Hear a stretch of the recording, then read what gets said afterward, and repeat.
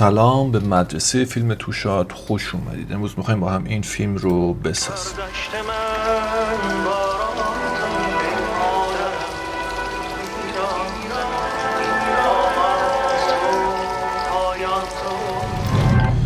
خب برای ساخت این فیلم بچه‌ها ما نیاز به همچین فوتیجی داریم. همونجوری که می‌بینید دوربینمون حرکت داره، از چپ به راست حرکت میکنه واسه اینکه بتونیم ترک داشته باشیم.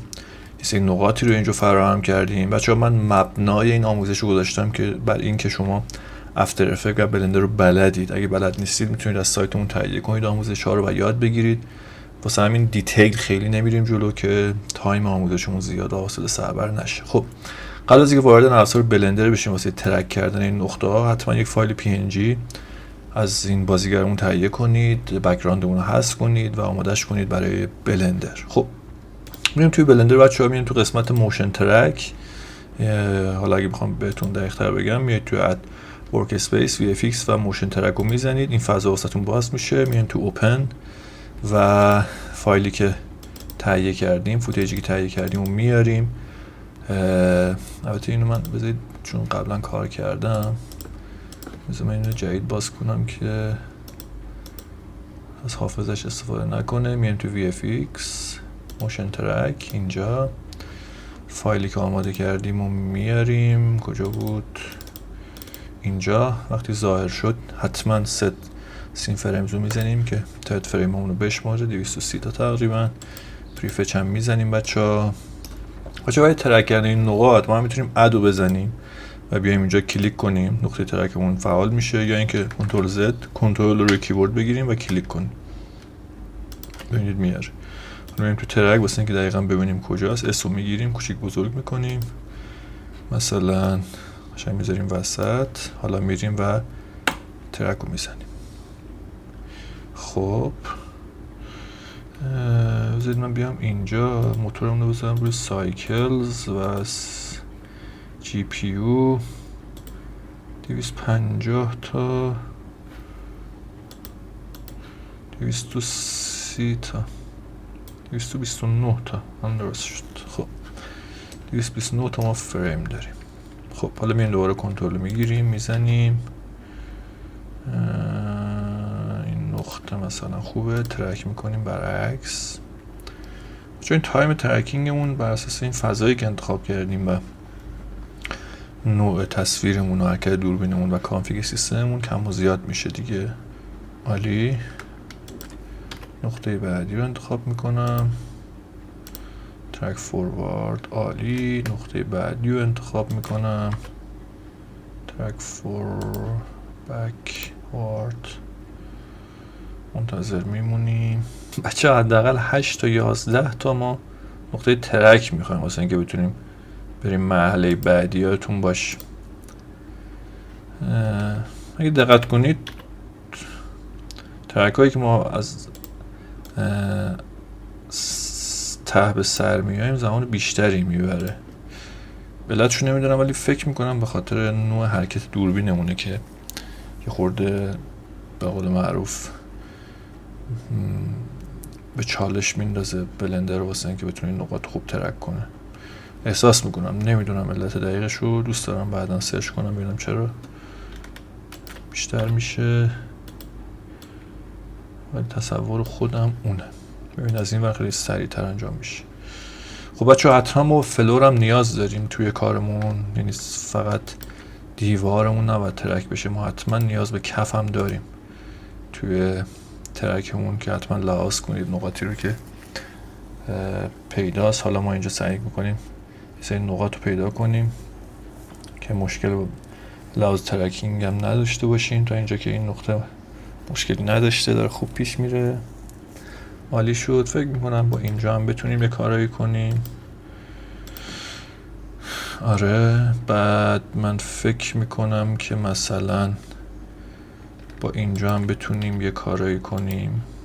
ببینیم بچه اینجوری که وای میسته وسط کار، ببینید خاطر اینکه نمیتونه اینجا رو خوب ارزیابی کنه و واسه همین بیخیال ماجرا میشه. ما هم باید بیخیالش بشیم.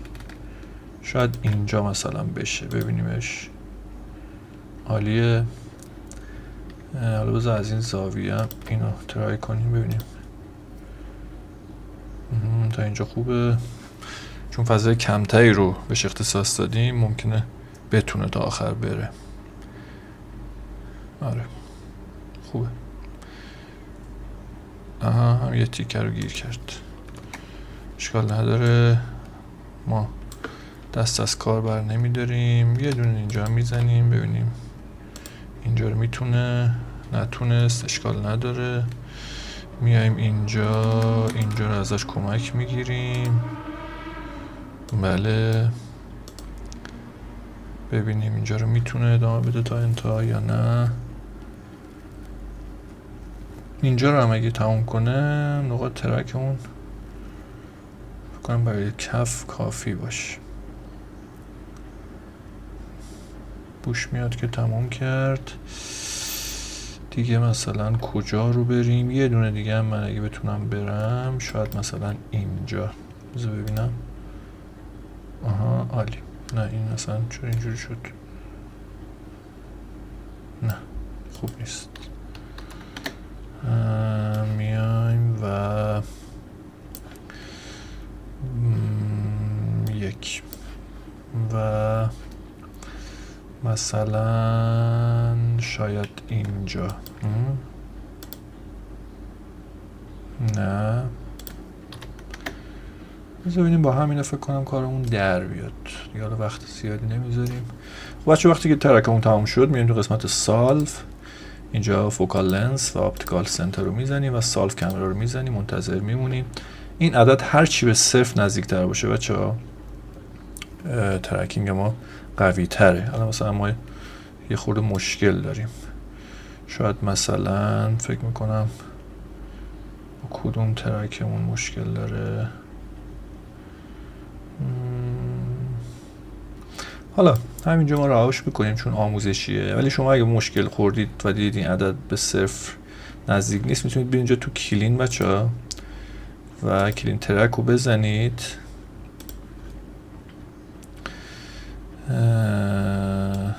مثلا اینجا باید بیایم فیلترش کنیم. مثلا بذارم 3 ببینم کدوم دوباره سالوش کنم. این فکر کنم مشکل داره، اینو پاکش کنم دوباره سالوش کنم. کمتر شد.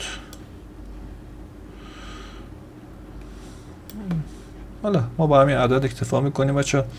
میگم این تزلزلی که تو این نقاط وجود داره ممکنه که این عدد رو زیاد کنه. شما اگه با دقت بیشتری ترک کنید این اتفاق نمیفته، معمولا عددها به صفر نزدیکتر میشه و سعی کنید این رو به صفر نزدیکتر کنید با ترک های درستری که انجام میدید. خب میایم پایین بچه‌ها. اینجا فلور میخوایم. برای فلور ما 3 تا نقطه روی زمین شیفت رو نگه میداریم.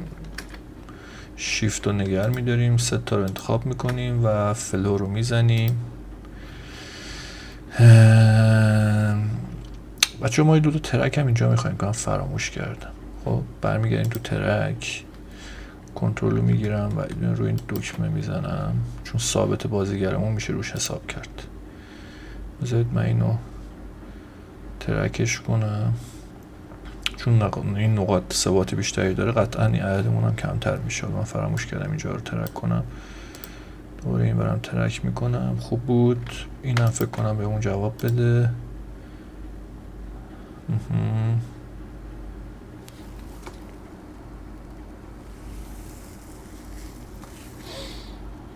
این نقاطی که اینجا انتخاب میکنم پر کاربردترین واسمون توی این فیلم. خیلی مهمه که درست ترک بشه. عالی. حالا میام تو سال، درست سال رو میزنم. خب میبینی کمتر شد ولی بازم هنوز نیاز داره به صفر نزدیک شدن.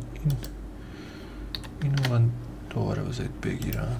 بچه این بحث ترک کردن خیلی مهمه، خیلی باید وقت بذارید چون اگه این ترک درست انجام نشه تقریبا فیلمتون در نمیاد. این تقریبا که تحلیلا در نمیاد. بذارید من اینو دوباره برم ترکشو. حالا میرم توی سالف، میزنم.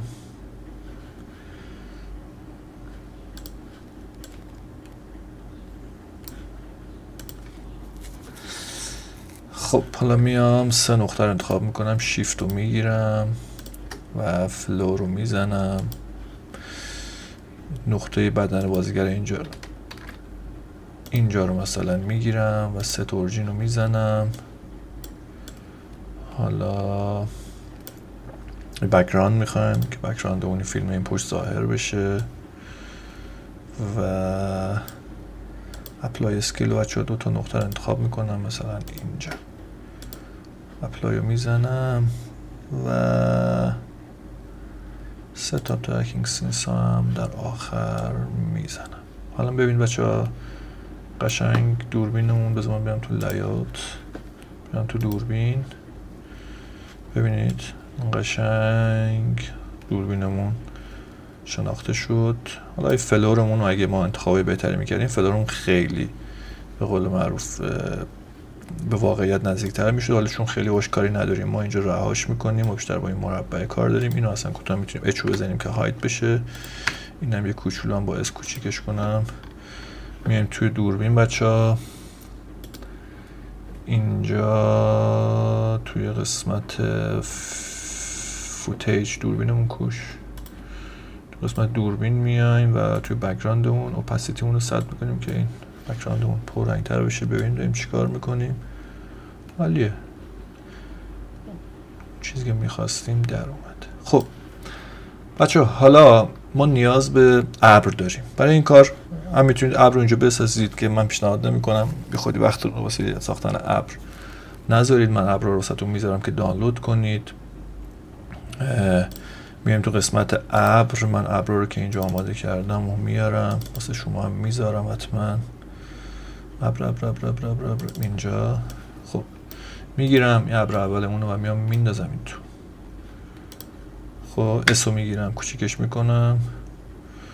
این مربع رو باش کاری ندارم دیگه، میتونم از اینجا هم ببندمش، هم از تو رندر خاموشش کنم. بچه‌ها اگه بریم تو قسمت رندر می‌بینیم ما الان این ابرمون خیلی دیده نمیشه. چرا؟ چون که ما اینجا نور نداریم تو صحنه. واسه نور ما از HDRI استفاده میکنیم بچه‌ها. میایم تو قسمت ورد، کالر رو میزنیم، environment texture انتخاب میکنیم، اوپن و فایل HDRI که سخت دانلود کردیم میایم مثلا من میگم این انتخاب میکنیم. میبینیم که الان ابرمون تازه نور و عمق و معنا پیدا کرد. حالا میایم تو قسمت رندرمون، تو قسمت فیلم و ترانسپرنت رو میزنیم که فقط افکتش رو میخوایم روی ابرمون، خودشون نمیخوایم. ببینید بچه ها ابرمون با دوربینمون کامل حرکت میکنه به همین جذابی، دیدید؟ حالا میایم و حالا توی تنظیمات کجا خروجی بگیره بهش نشون میدیم، کجا چه فریم ریتمون رو مشخص میکنیم که با چه فریم ریتی میخوایم باشه و میایم تو قسمت رندر و رندر انیمیشن رو میزنیم و از این ابر خروجی میگیریم. کارمون که با این ابر تمام شد، ما نیاز به ابر شماره 2 داریم. حالا من از همین ابر استفاده میکنم دیگه، ابر شماره 2 رو نمیارم، میچرخونمش مثلا اینجا یه خوردم میارمش، من بزنم رو لوکال،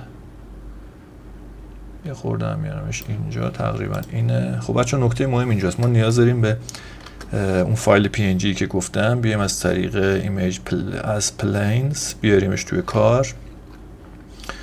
میایم اینجا کجا بود اینا، فایل PNG که تهیه کردم. حالا اسو میزنیم اون سایزی که میخوایم. بچه‌ها با این بک‌گراند اصلا کاری نداشته باشید، ما با اون کاری نداریم دیگه، ما رو فقط واسه ترک می‌خواستیم، نیازی الان بهش نداریم، میتونید حذفش هم کنید ولی ما فعلا باش کاری نداریم. بذارید من بیام اینجا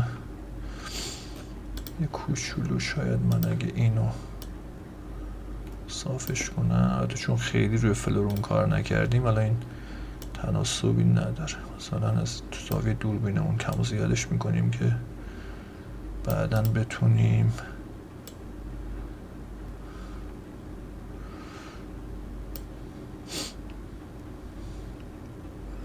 مثلا.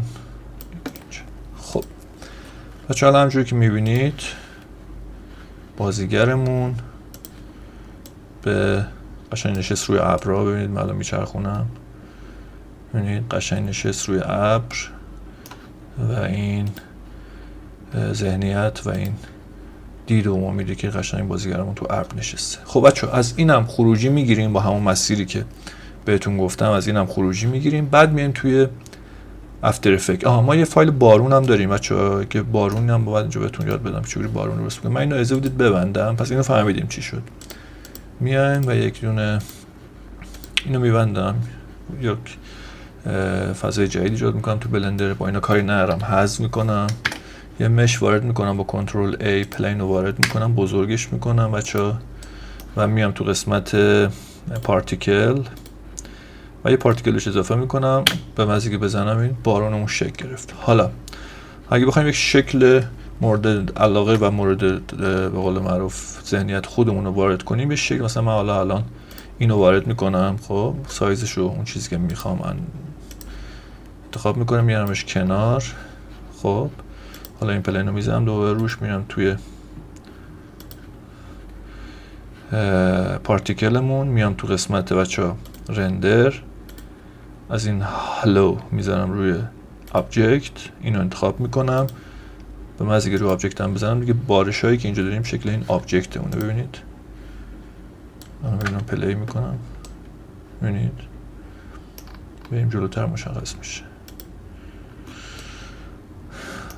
حالا دوباره میریم رو پلین و چون اینجا دیگه تعداد بارونی که میخوایم انتخاب میکنیم، چقدر دووم بیاره و از کجا شروع بشه و کجا، اینا دیگه تنظیمایی که باید باش ور برید ببینید که با توجه به پروژهتون کدومون نیاز دارید و همین جذابی. حالا واسه اینکه یه خورده نزدیکتر هم به بارون بشه میایم و اینجا اینو انتخاب میکنیم، میریم توی شیدینگ، یه دونه متریال جدید بهش اضافه میکنیم، رنگش رو مثلا یه خورده به آبی نزدیک میکنیم، یه خورده متالیک بهش میدیم، رافنسش رو یه خورده کم میکنیم و اینجا هم اپاسیتیش رو کوچولو مثلا کم میکنیم. تمام. حالا اگه بریم تو رندر، ببینید بارونمون به همین جذابی آماده شد. خب بچه وقتی این کار رو انجام دادیم میایم تو قسمت افتر افکت و برای کامپوزیت کردن از افتر افکت استفاده میکنیم. خروجیایی که از بلندر گرفتیم که یکیش اینو و یکیش اینو میاریم اینجا تو اون فضایی که میخوایم میذاریم و بک‌گراند مد نظرمون رو قرار میدیم و خود تاثیر نور رنگ حتما لازم داره بچه‌ها چون فایلمون خامه. تاثیر نور رنگ رو انجام میدیم، خروجی میگیریم و میبریم توی پریمیر و کار صدا گذاری و افکتایی که میخوایم انجام میدیم و فیلممون آماده میشه.